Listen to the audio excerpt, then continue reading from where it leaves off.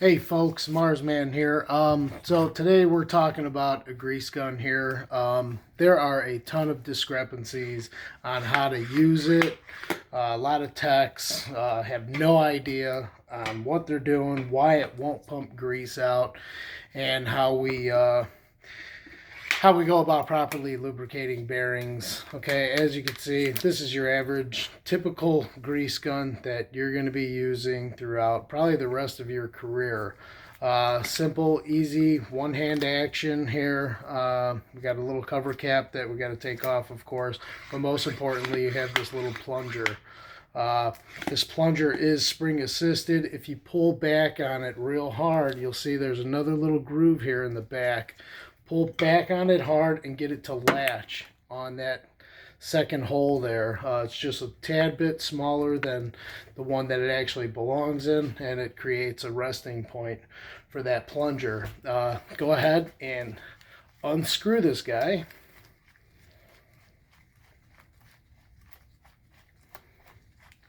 And there's your grease, right? I typically use something, I don't know, whatever you got, pliers, anything that's going to allow you to grip this thing here and just pull it straight out. All right, pull it out, straight into the trash, we're good to go. If you look down inside the barrel, I'm going to unlatch it here, you'll see that plunger, and it is spring assisted, so you can probably hear it. Okay, so spring assisted. So let's pull back on that to our locking point again, right? New grease, brand new. You got a metal end on one, plastic on the other. If you open it up, there's your grease.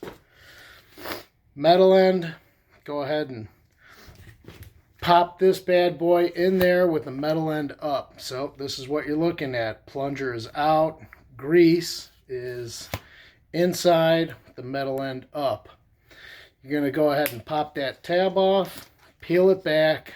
You're going to have some excess grease there. If you want, go ahead and just wipe it, smear it across the top. Place it into the plastic. And there you go. So now we are loaded and we are ready for the top. Go ahead and screw the top back on. And what you want to do is screw it all the way in. This is the simplest way to do this, guys. All the way in, just to the point where you feel it's going to start getting tension. Go ahead and turn it out, maybe 2-3 rotations.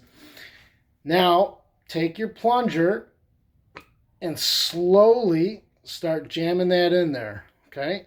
Shouldn't be difficult. Go about, I don't know, 3/4 of the way or so. Pull your cap off and give it a couple pumps. We got to get whatever residual air in this thing out, right? But as you're pushing this plunger, you should be alleviating the air that's trapped in between the grease and the cap. So give that a nice tighten, a couple of pumps. Remember, we got to get that air out of there, but it shouldn't take much. Just a couple of pumps, and then you'll see that grease is ready to go already. I mean, it's really that simple. So, just to review, pull back on the plunger to the locking point.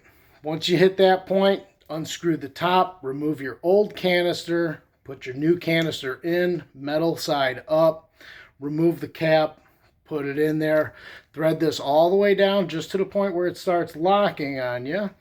Back it off a couple turns, 2-3 rotations. That's about it.